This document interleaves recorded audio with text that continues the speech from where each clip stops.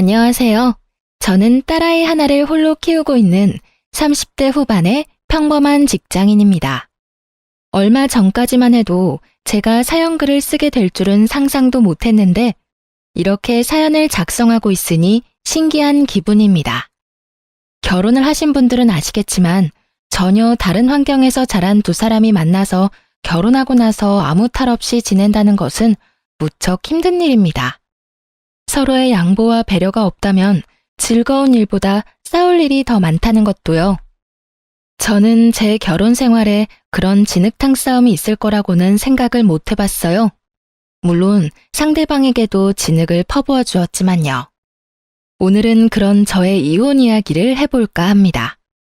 저와 남편은 아르바이트를 하며 만난 사이였어요. 대학을 다닐 때 부모님 선물을 사거나 돈이 필요한 일들이 있을 때마다 저는 단기 아르바이트를 하곤 했어요. 남편과는 그 아르바이트를 하며 만났어요. 그 사람은 참 착한 사람이었어요. 함께 일하는데 저를 많이 도와줬거든요. 제가 감기에 걸려 힘들 때는 그 사람이 저 대신 일을 많이 해주기도 했고 눈치를 보며 쉴 수 있도록 도와주기도 했어요. 비록 제 취향의 남자는 아니었지만 점점 그 정성스러운 모습에 마음을 열게 되었습니다. 그 사람이 저에게 잘해준 이유는 제가 연약해 보여서였다고 하더군요. 솔직히 외모만 보면 충분히 연약한 것처럼 착각할 수 있는 외모였죠. 그렇지만 실제로는 그렇게 연약한 사람은 아니었어요. 제 앞가림 정보는 충분히 할 수 있을 만큼 튼튼한 사람이었죠. 그 사람을 만났을 때는 낯을 가려서 그렇게 약해 보인 것 뿐이었어요. 어떻게 보면 착각이 겹쳐 일어난 사랑이었죠. 그래도 좋았어요. 서로 잘 맞았고 배려도 충분했고 무엇보다 말이 잘 통했으니까요. 저와 그 사람의 연애는 순조로운 듯 보였지만 딱히 그렇지는 않았어요. 서로 취업 전선에 뛰어들면서 바빠지기 시작하니 소홀해지더군요. 그렇게 저희는 점점 대화를 하지 않게 되고 연락을 하지 않게 되었죠.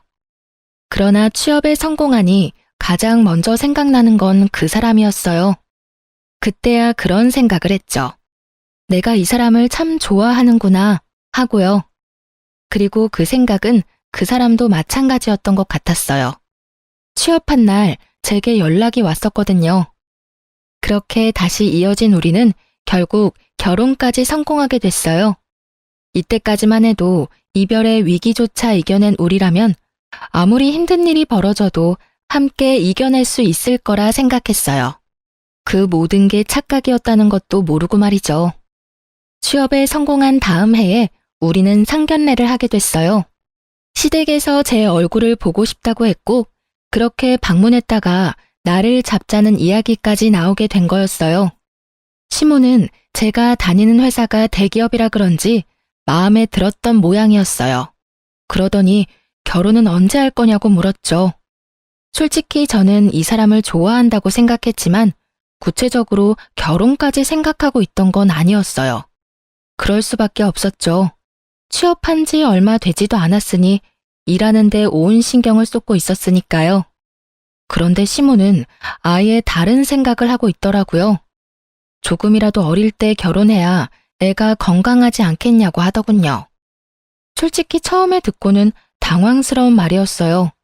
하지만 나쁜 의도로 하신 말씀은 아니니 그렇겠네요 하고 단순하게 답하고 말았어요. 그런데 그 뒤로 남편은 결혼 이야기를 계속 꺼내기 시작했습니다. 만약 남편의 그런 모습이 싫고 부담스러웠다면 거절을 했을 거예요. 하지만 그러기엔 그 사람과의 인연이 저에게는 소중했고 저도 이 사람과 헤어지고 싶지 않았으니까요. 어떻게 보면 선택지 위에 놓여 있었던 것 같아요.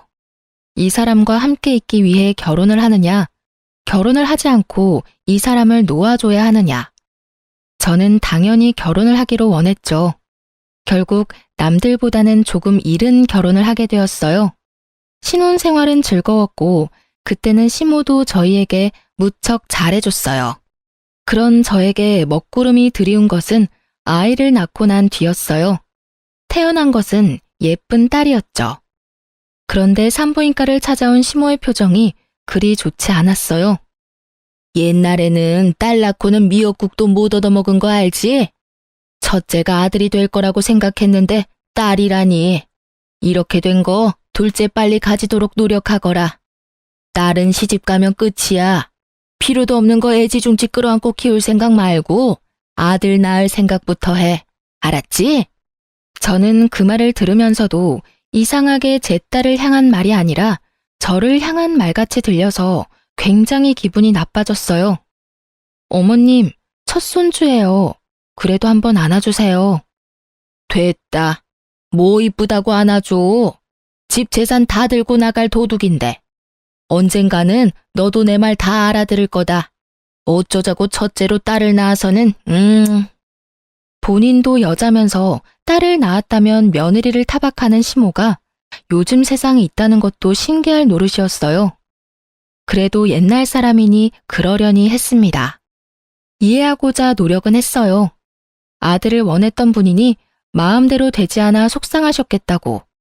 그렇게 좋게 생각하고 넘기려 했지만 그 뒤에도 시모는 손녀에 대한 거부감을 숨기지 않았어요.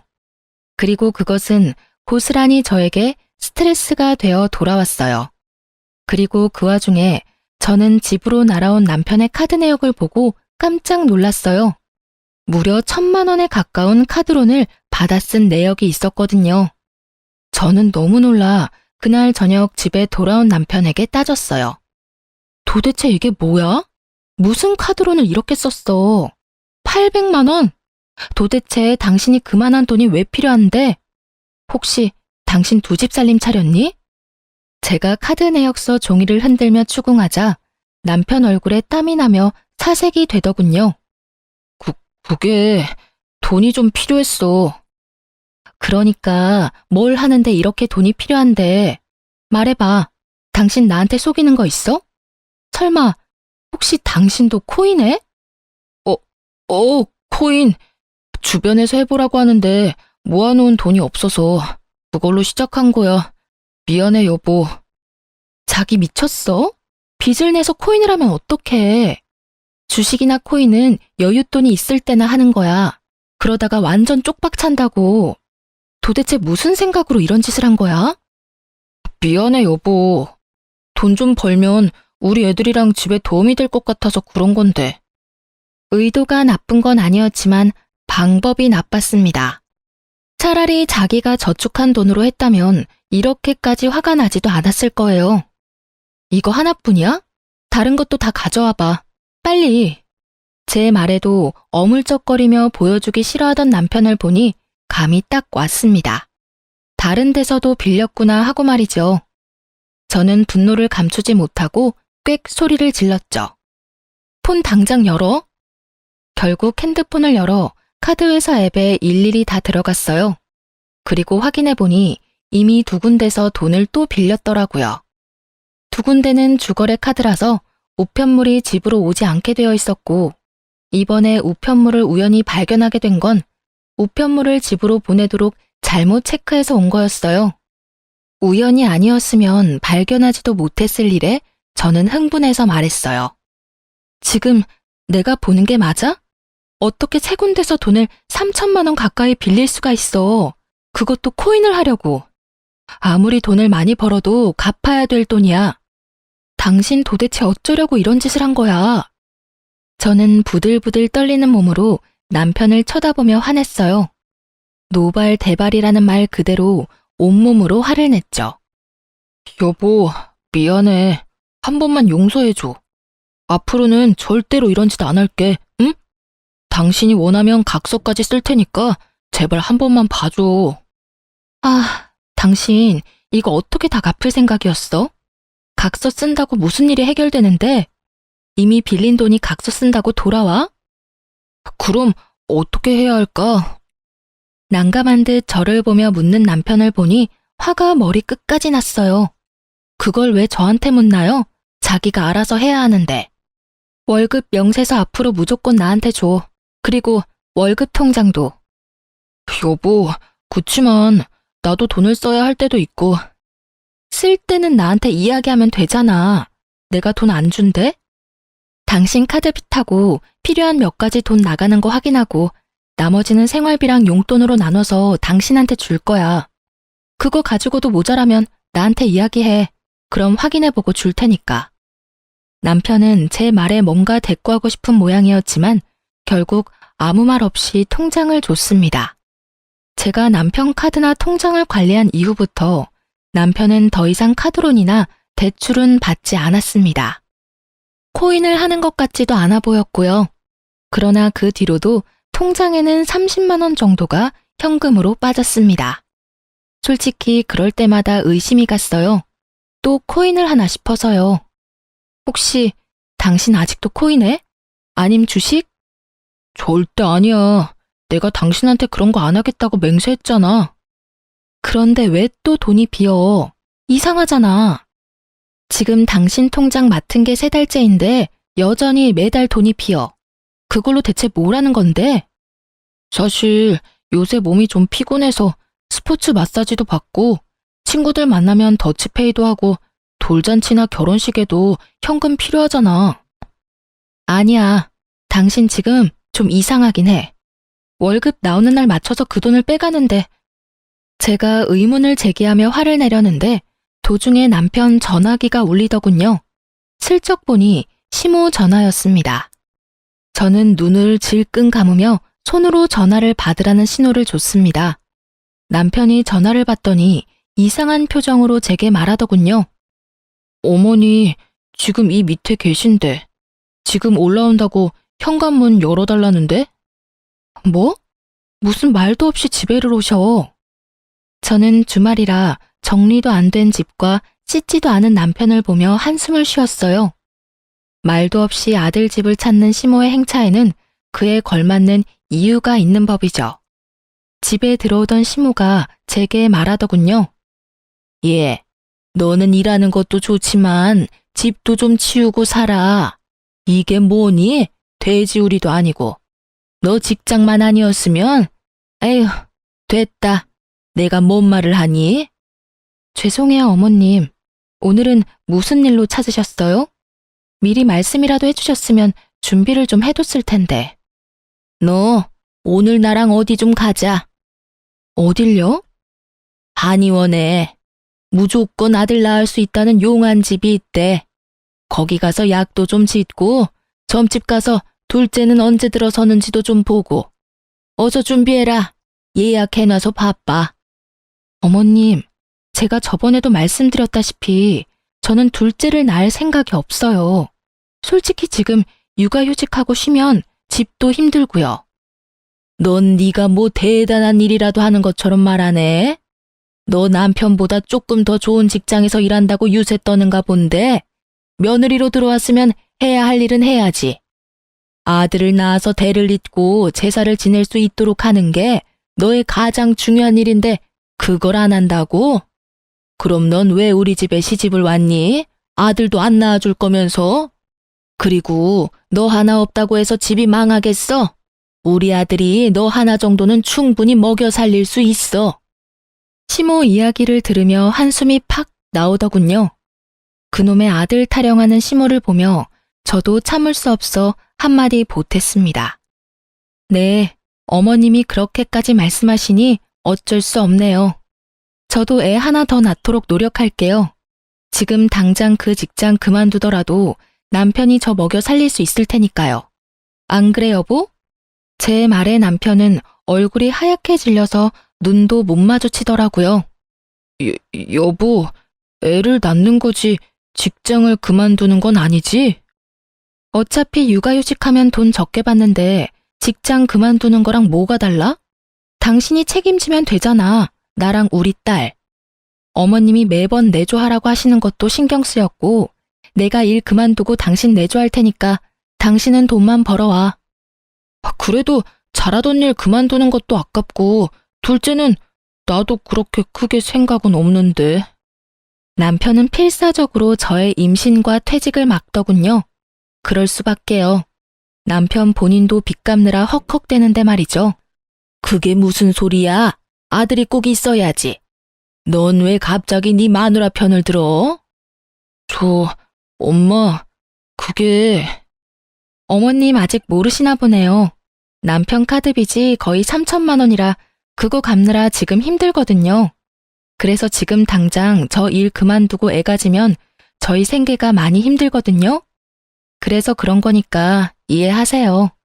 그래도 가장인데 투잡이라도 뛰면서 저희 부양하려고 노력하지 않을까요? 그 말에 시모가 기가 찬다는 얼굴로 남편을 쳐다보았어요. 남편이 시모의 도끼 어린 눈빛을 피하는 걸 보고 속이 시원했죠. 이제는 시모가 내게 애를 가지라고 말하지는 않겠구나 싶었어요. 제 예상대로 시모는 제게 아무 말도 안 하고 남편을 향해 있는 대로 욕설을 퍼붓더군요. 너 우리 집안의 아들이 얼마나 귀한 줄 몰라? 네가 이런 못난 짓만 안 했어도 지금 손주가 태어났을지도 모른다고. 어휴, 이 멍청한 거사. 도대체 그 돈을 다 어디다 썼어? 남편은 시모의 욕설을 고스란히 받으면서도 변명 한마디 하지 않더군요. 앞으로 그럴 일 없어요. 와이프한테 통장 다 잡혔으니까. 그리고 앞으로 둘째 이야기 좀 그만하세요. 잘 해결되겠죠. 그러니까 이제 가세요. 그러면서 남편은 시모를 쫓아냈어요. 그리고 남편 자신도 밖으로 나가버렸어요. 시모는 그 뒤로 제게 둘째를 가지라는 말은 입 밖에도 꺼내지 않았어요. 그러려면 못난 아들이 벌인 일을 들춰야 하니 입 밖에도 내지 않더군요. 둘째라니, 이 와중에 둘째가 가당키나 한가요? 그렇게 저는 평화를 찾았습니다. 그러나 그 평화는 한 달도 되지 않아 깨져버렸어요. 하루는 시모가 저를 시댁으로 불렀어요. 줄 게 있으니 오라는 말에 시댁으로 향했어요. 시모가 준비한 것은 한약이었습니다. 저번에 말한 그 한의원에 가서 지어온 것이었어요. 시모는 그 뒤로 애를 가지라는 말을 한 번도 꺼내지 않았는데 그 약을 준비하고 저를 기다리고 있더군요. 그러면서 그러더군요. 아들이 진 빚은 내가 갚아주마. 그러니 너는 마음 놓고 애 가질 준비나 해. 이거 먹으면 금방 아들 들어선다고 하더라. 언제까지 딸내미 하나 보면서 살 거야? 든든한 아들이 있어야 해. 내가 저번에 점집도 가서 너한테 아들이 있는지 확인했는데 있다더라. 아무렴? 있고 말고. 그러니 이거 먹고 얼른 둘째나 가져. 시모는 포기하지 않았더라고요. 그 돈을 대신 갚아주는 한이 있더라도 둘째, 아니 아들을 보겠다는 확고한 의지가 느껴졌어요. 그런데 그때 시댁벨이 울리더군요. 문을 열어보니 남편과 웬 여자, 그리고 어린 남자아이였어요. 그때부터 저에게 지옥이 펼쳐졌어요. 그 여자가 저를 밀고 안으로 들어오더니 앉아서 엉엉 우는 게 아니겠어요? 웬 미친 여자인가 싶었는데 남편도 그 여자 뒤를 따라가더니 시모 앞에 가지런히 앉는 겁니다. 여보, 당신 뭐해? 이 여자는 누구야? 그게... 누구긴 이 남자 아들 낳아준 여자지. 그 말에 저도 놀랐지만 시모 눈이 더 동그래지는 걸 봤어요. 아들이라면 눈 돌아가는 시모 앞에서 그 여자는 더 크게 화를 내며 제게 말하더군요. 당신이 어떻게 이럴 수가 있어? 사람을 얼마나 닥달을 했으면 돈 한 푼을 편하게 못 써? 그것 때문에 어린 아들이랑 내가 얼마나 고생을 했는지 알기나 해? 이 여자가 정신이 나갔나? 여기가 어딘지 알고 와서 지금 이 난리야. 저는 이 상황이 금방 이해가 가지 않았어요. 이 여자가 자기 입으로 지금 우리 남편 상간녀라고 말하는 것이 제가 듣고 있는 게 맞나 싶었어요. 어떤 상간녀가 시댁에 쳐들어와서 이 난리를 쳐요? 그런데 이 여자는 아주 뻔뻔하더군요. 시모 앞에서 제게 삿대질을 해가며 난리를 쳤습니다. 그럼 내가 난리치게 안 생겼어? 당신이 뭔데 이 남자 월급 통장을 쥐고 있어? 당신이 돈 못 쓰게 하는 바람에 이 사람한테 의지할 수밖에 없는 나랑 우리 불쌍한 아들은 이대로 길거리에 나앉게 생겼다고. 지금 너 상간녀라고 자랑하러 왔어? 아님 얼마나 불쌍한지 자랑하러 왔니? 그것도 아니면 이 남자 통장을 못 갚게 돼서 열받아서 화내러 왔어? 당신, 당장 이거 설명해. 무슨 일이 벌어진 건지 당장 설명하라고. 왜 내가 여기서 이딴 말 듣고 있어야 하는데?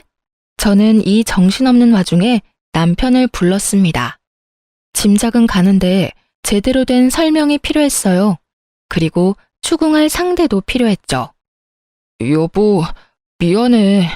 내가 정말 할 말이 없어. 나 이 사람이랑 작년 동창회에서 만났고 우리 사이에 애까지 태어났어. 그래서 급하게 돈을 빌려 쓴 거고. 애가 생기니까 돈이 많이 들더라고. 그래서 두 집 살림을 차렸다. 그거야? 당신 미쳤어? 나랑 우리 딸을 놔두고 불륜? 아니, 그것도 화가 나서 팔짝 뛸 일인데 이 여자는 여기에 왜 데리고 왔는데 밖에서 해결을 봤어야지. 그게 나 당신이랑 이혼하고 싶어. 이 여자랑 살 거야. 그래서 여기 온 거고. 이혼? 네가 왜 이혼을 입에 담아? 이혼 이야기는 내가 꺼내야 되는 거 아니야? 그리고 이혼 내가 안 해주면 어쩔 건데? 어머니한테 부탁할 거야. 어머니, 좀 도와줘요. 어머니 손자 원했잖아. 여기 이 여자 아들이 내 아들이에요. 그러니까 이혼하는 거 좀 도와주세요. 그 빚만 좀 어떻게 하면 이혼해도 잘 살 수 있을 거예요. 남편은 내게 이혼을 요구하며 자기 손으로 한 살도 채 되지 않은 갓난쟁이를 시모 품에 안겨줬어요. 시모 눈이 휙 돌아가며 그 상간녀의 아이를 바라보는 눈빛이 흐뭇하게 변하는 것을 보면서 저는 게임이 끝났다는 걸 깨달았어요. 아들 바라기 시모가 제 편이 될 일은 절대 없을 테니까요. 내가 그 돈 갚아줄 테니까 너희 이혼해라. 싸우고 할 거 뭐 있어? 우리 아들이 널 싫대지 않니? 그러면 네가 당연히 나가야 하는 게 맞는 거 아니냐? 저는 기가 막혔습니다.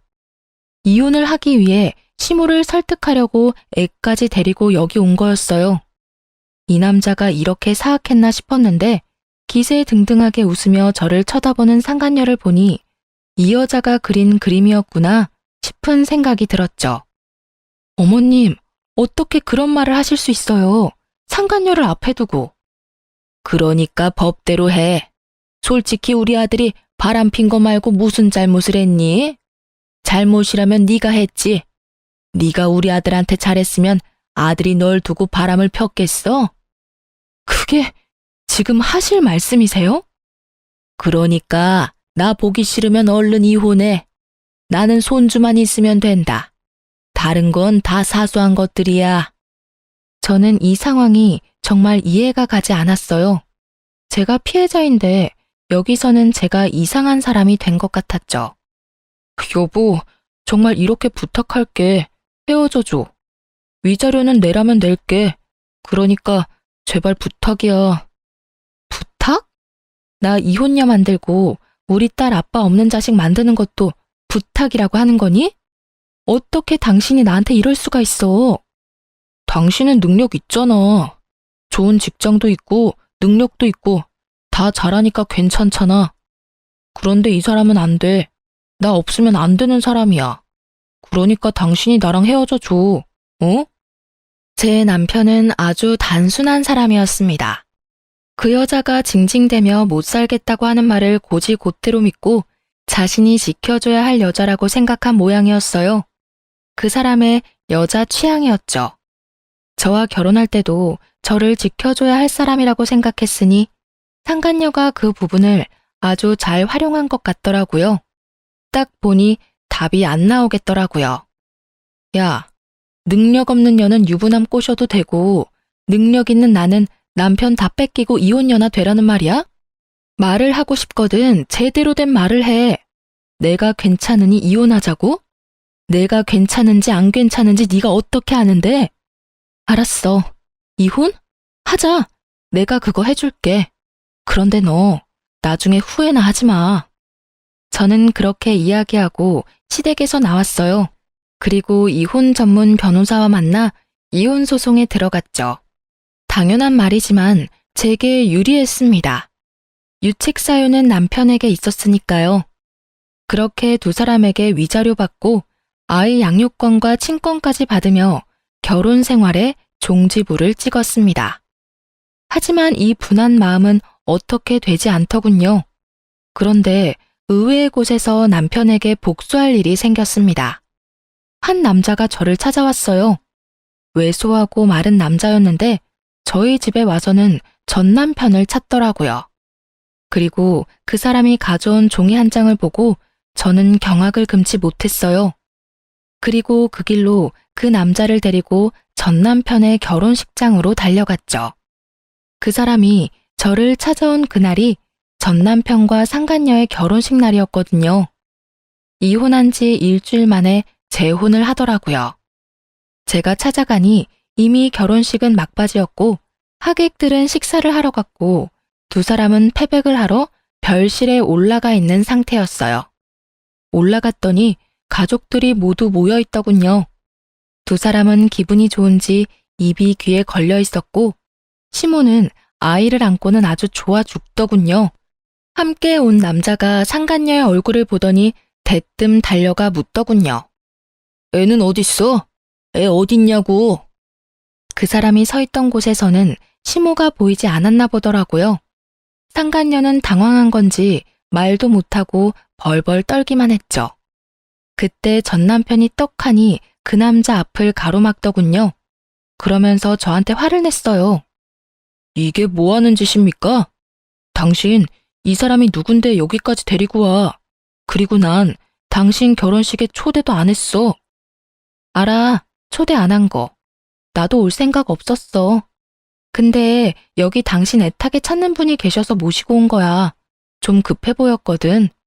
그런데 이렇게 서로 좋아 죽는 거 보니까 여전히 모르나 보네. 내가 뭘 모르는데. 당신 혹시 나랑 이혼했다고 이런 식으로 해코지하는 거면. 저는 전 남편 말을 뚝 잘라먹고 이야기했어요. 뻐꾸기 새끼 잘 키우고 있는 거면 됐어.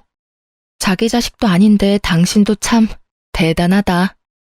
돈 빌려다 돈도 갖다 바치고 마음도 주고 당신도 참 대단한 순정파네? 그치? 얼굴 어디 하나 비슷한 곳도 없는데 정이 가긴 하나 보네. 제 말에 남편놈 얼굴이 일그러지더군요. 그런 남편놈 얼굴에 그 남자가 제게 보여줬던 서류를 펼쳐 보여줬죠.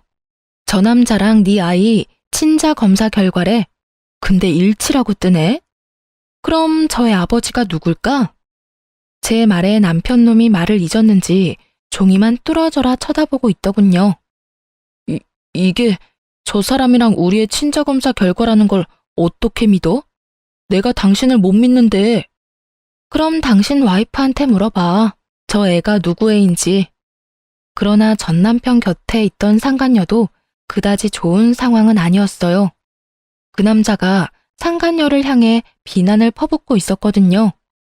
야, 너 내 아이 데리고 지금 딴 놈이랑 결혼하는 거야? 네가 뭔데 여기서 그런 말 하는 건데. 나 너랑 결혼한 적도 없고 사귄 것뿐인데. 여기 와서 남의 결혼식 망치기나 하고. 결혼하려고 동거하면서 준비 중이었지. 그것도 내 애 임신한 채로. 너 애 임신한 동안 나한테 매달 100만 원씩 뜯어갔냐 안 뜯어갔냐? 임신했을 때는 애 빌미로 돈 갖다 달라 난리를 치더니 애 태어나니까 살던 월세방 보증금 받아서 도망을 가? 그러고는 고작 유부남 꼬셔서 가정 파탄 내고 결혼? 그래, 네가 무슨 정신 나간 짓을 하든 상관없는데 애랑 돈은 돌려줘야지. 우리 어머니가 그 애를 얼마나 기다렸는지 알기나 해? 네가 뭐 착각하나 본데 내 아이 당신 자식 아니야. 내가 그런 것도 안 알아보고 여기까지 왔는 줄 알아? 잔말 말고 애 내놔. 그리고 그 애한테 쓰겠다면서 나한테서 뜯어간 돈 2천만 원이랑 월세 보증금도 다 돌려내. 너 돈 안 돌려주면 경찰에 사기죄로 신고해버릴 거니까. 상간녀와 상간녀의 남친은 아주 박터지게 싸우더군요. 두 사람의 싸움에 근처 친척들 시선이 몰린 건 당연한 거였고요. 시모는 얼굴이 완전 흑색이 돼서는 이 상황이 뭔지 파악하려고 애쓰는 것처럼 보였어요. 어머님, 기분이 많이 안 좋으시겠네요. 그렇게 애지중지 안고 빨고 하던 손자가 어머님 친손자가 아니라니 말이에요. 이게 다 뭐야? 너, 네가 벌인 일이지? 네가 우리한테 복수하려고 그런 거지? 어머님도 참 너무하시네요. 제가 이렇게 친절히 그 애가 남편 아들이 아닌 사실을 알려드리고 있는데 할 말이 그것뿐이에요. 못 믿겠으면 친자 검사해보세요. 그런데 한 가지만 말씀드릴게요. 어머님이 안고 계신 손주 이제 태어난 지 5개월이죠? 그런데 아세요? 그 사람이 동창회에서 저 여자랑 실수했다는 날이 12개월 전이에요. 애가 태어났으면 이제 막 2, 3개월이어야 하는데 걔는 벌써 5개월. 아무리 한두 달 빨리 태어났어도 개월수가 안 맞잖아요. 그렇죠? 제가 그렇게 말하자 옆에서 듣고 있던 남편놈 얼굴이 맛이 가더군요. 임신을 하면 10달을 애를 품어야 하는데 본인이 계산해봐도 애가 저 개월수가 되면 안 된다는 걸 알았나 봐요. 뭐 처음부터 모른 건 자기 잘못이죠.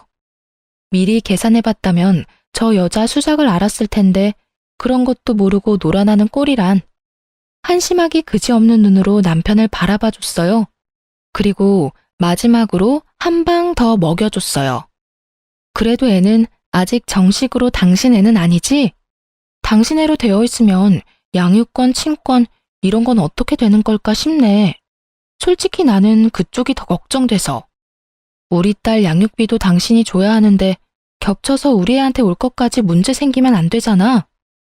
저의 그 말에 그제야 그 사실을 깨달았는지 전 남편이 상간녀에게 다가가 큰 소리로 퍼붓더군요. 야, 너 저 말 다 사실이야? 우리 애가 사실은 내 애가 아니었던 거냐고. 무슨 소리야. 당신 애가 맞아. 저놈이 나랑 헤어지고 열받아서 깽판 치려고 여기 온 거야. 나 한 번만 믿어줘. 응? 그러면 지금 당장 친자 검사해도 상관없지? 그건 당신 설마 진짜로 나 못 믿는 거야? 지금 상황을 좀 보라고. 이 상황에 널 믿는 게 더 어려운 거 아니야? 그리고 저 남자한테서도 돈 받았다며. 나한테서도 돈 받아갔잖아. 두 사람 싸우는 모습 보니 어찌나 통쾌하던지요. 거기다 시모 뒷목 잡고 쓰러지는 꼴 보니 정말 가슴에 꽉 막혔던 돌덩이 하나가 쑥 빠져나가는 느낌이었어요. 알고 보니 두 사람은 이미 저와 전 남편이 이혼한 다음날 혼인신고까지 하고 아이도 자기 아들로 이미 인지신고했더라고요. 뭐가 그리 급한 건지. 그게 아니라면 이것도 저 불려시 같은 상간녀가 시킨 일일지도 모르죠. 좋은 일 많이 해서 좋겠네. 빨대 꽂아서 양육비 쪽쪽 빨아먹으려는 여자한테 홀라당 넘어가서는. 그렇다고 내 딸 양육비 안 내면 양육비 강제 집행 신청해서 당신 회사 사람들이 다 알도록 만들 테니까 잘 처리해줘. 알았지? 전 남편은 제 말이 끝날 때마다 갈 곳 없는 분노를 상간녀에게 쏟아붓기 바빴습니다. 상간녀도 나쁜 짓 했지만 자기가 한 짓은 더 나쁜 짓인 걸 모르고 오로지 남 탓이나 하고 있으니 상간녀는 상간녀대로 두 남자의 추궁에 겨우 버티는 중이었죠. 다들 그만해. 도대체 이게 다 무슨 일이야? 이게 참말이야? 이 애가 내 손주가 아닌 게 진실이야? 어머님, 우리 애는 그 사람 애예요. 제가 낳은 아들인데 제가 모르겠어요? 거짓말 좀 그만해. 애랑 내가 친자일치라고 나오는데 왜 자꾸 거짓말을 해? 네 속셈 내가 모를 줄 알아? 너 애 하나로 이쪽 저쪽 돈 뜯어내려고 그런 거잖아. 남자가 종이를 흔들며 답답하다는 듯 말하고 시모는 그 종이 보더니 며느리인 상간녀에게 말하더군요. 지금 당장 검사하러 가자. 검사하고 애가 내 핏줄이 아니면 그때는 너 죽고 나 죽는 거야. 알겠니? 어머님, 꼭 그렇게까지 하셔야겠어요? 그거 하시는 순간 저희 모자랑 연 끊는 거예요. 너 지금 나 협박하니? 너 지금 여기 친척들 다 와 있는 곳에서 이런 일 벌어진 걸 어떻게 수습할 건데? 그리고 난 죽었다 깨도 내 핏줄 아니면 키워줄 생각 없어. 이 애가 내 핏줄이 아니라면 차라리 딸 낳은 전 며느리한테 찾아가 둘째 낳아달라고 비는 게 훨씬 낫겠다. 어디서 동네 창피하게 결혼식 날 동거하던 남자가 찾아와? 너 같으면 이해가 가니? 연을 끊던 말던 상관없는데 끊게 되면 책임질 각오는 돼 있지? 네가 나한테 받아간 돈이 5천이다. 그거 다 개워내고 멀쩡한 우리 아들 부부 사이 파토낸 것도 책임져. 그건 상간녀만의 문제가 아니었지만 시모는 아주 상간녀를 잡아먹을 듯 노려보며 난리였어요. 서슬퍼런 시모 모습에 상간녀는 부들부들 떨더라고요. 무서운 건지 분한 건지는 모르겠지만요. 그리고 주변 친척들이 수군거리는 소리가 다 들렸어요. 아이고, 이를 어째? 손자 생겼다며 좋아 죽던 사람인데 애가 친손자가 아니면. 어쩐지 번갯불에 콩 볶아 먹듯 후다닥 처리한다 싶었어. 저 여자가 상간녀였던 거지?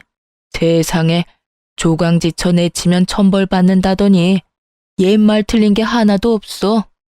친척들 이야기 들으며 저는 그 사람들을 다 놔두고 유유히 결혼식장에서 나왔어요.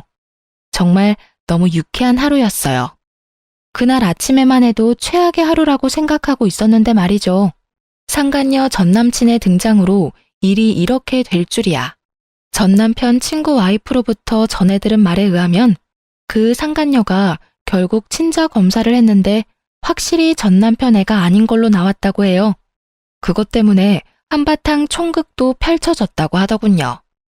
여태껏 가져간 돈 달라는 전남편 말에 상간녀가 함께 살면서 갚겠다는 어이없는 말을 했다고 하더라고요. 전남편이 어이없어서 재혼 없던 일로 하자고 인연 끊자고 했다가 상간녀가 울고 불고 매달리며 버리지만은 말라고 했다더군요. 게다가 상간녀는 전남편 회사 찾아와서 용서해 달라면서 그 앞에서 소리 지르고 난동을 피웠대요. 조용히 사라져도 모자랄 판에 회사에까지 와서 직원들 다 알도록 소란 피우는 바람에 전남편은 혼이 쏙 빠졌다고 하더군요. 여리여리한 여자를 지켜주고 싶었던 전남편은 결국 여리함을 가장한 꽃뱀에게 홀라당 다 뜯어먹히고 마음까지 뜯겨서 좌절했다고 하니 이래서 사람은 죄짓고는 못 살아요. 그렇게 두 사람이 결혼식 치르자마자 이혼한 이야기를 들었죠. 그 뒤로는 어떻게 된 건지 듣지 못했어요. 그렇게 저와 이 사람들의 악연은 모두 정리했어요. 남은 것이라고는 아이가 성인이 될 때까지 받아야 하는 양육비라고 생각했죠. 그렇지만 저도 이혼 후 쉽게만 지낸 건 아니에요. 아이를 위해서 좀 더 시간이 자유롭고 덜 힘든 곳으로 직장을 옮기게 됐거든요. 고맙게도 추천받아 이직을 했기에 직급은 그대로 유지하며 일할 수 있었어요. 그런데 그 직장에서 악연의 흔적을 만나게 될 줄이야. 바로 전 남편과 딱 마주친 거 있죠? 직장 상사와 부하 관계로요. 솔직히 전 남편이 그 회사를 그만둘 거라고는 생각도 못했기에 당시 마주쳤을 때는 너무 놀랐어요.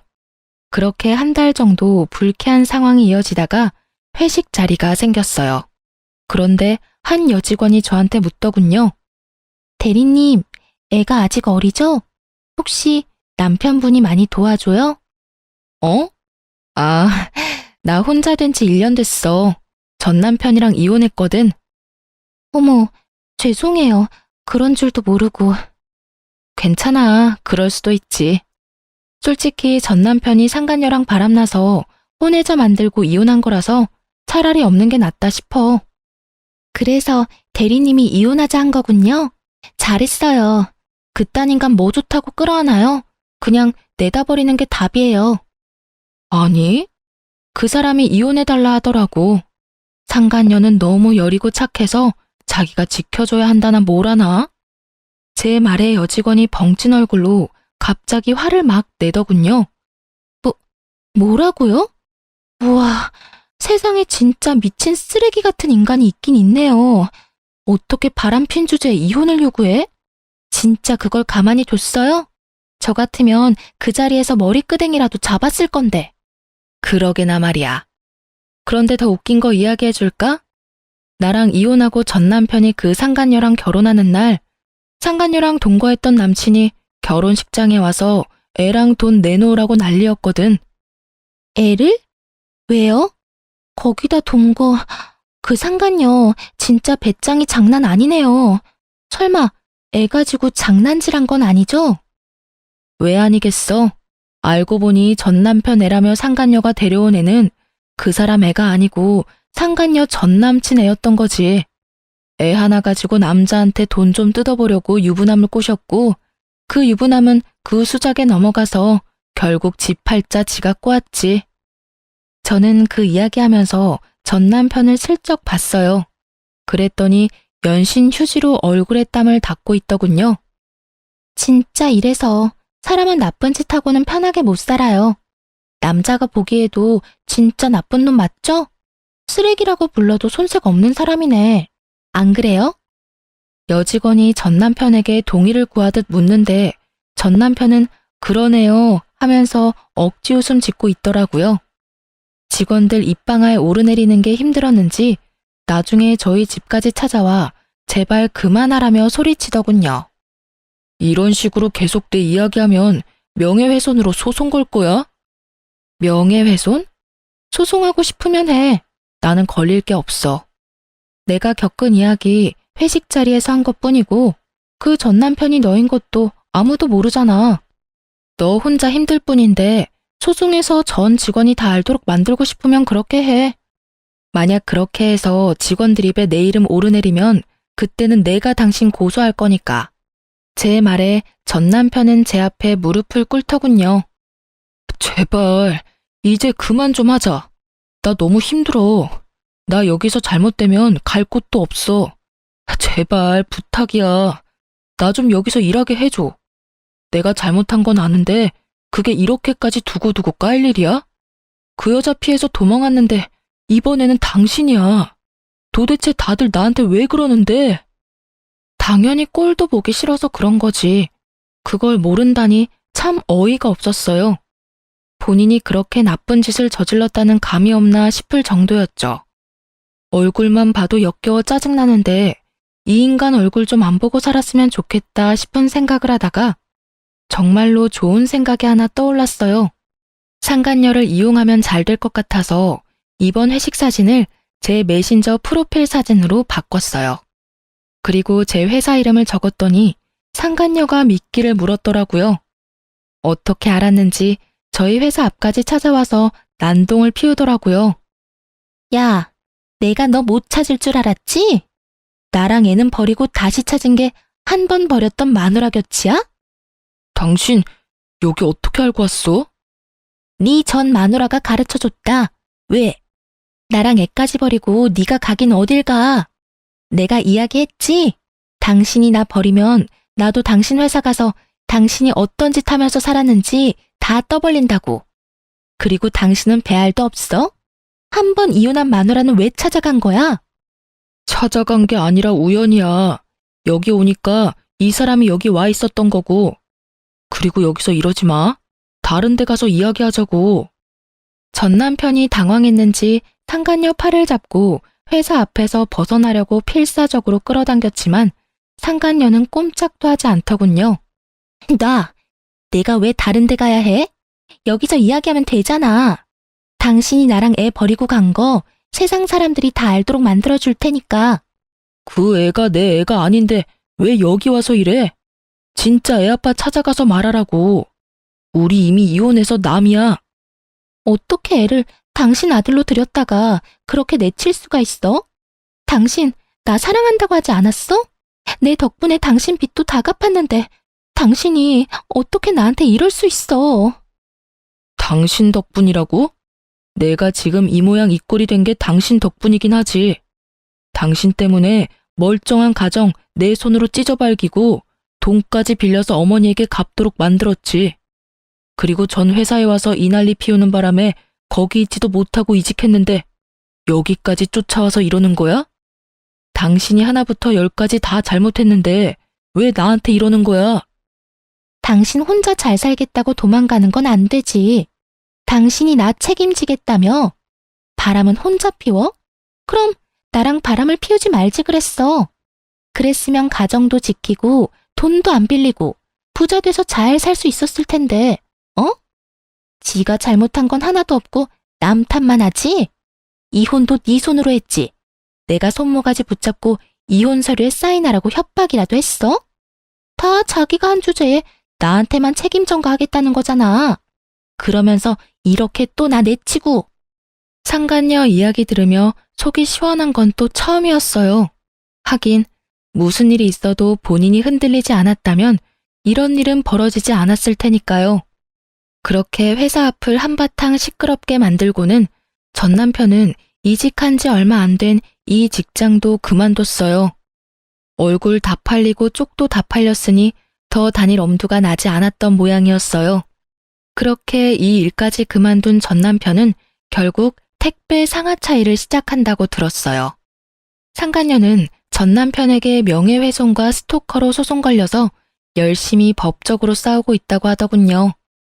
둘이 붙어서 하하호호 즐겁게 사람 인생 하나 조져놓더니 결국엔 서로 나란히 저격하다가 날아간 거 보면 정이라는 게 아직은 살아있는 모양입니다.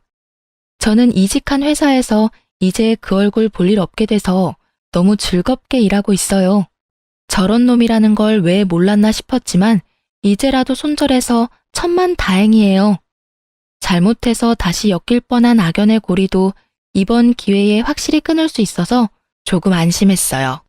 긴 글 읽어주셔서 감사합니다.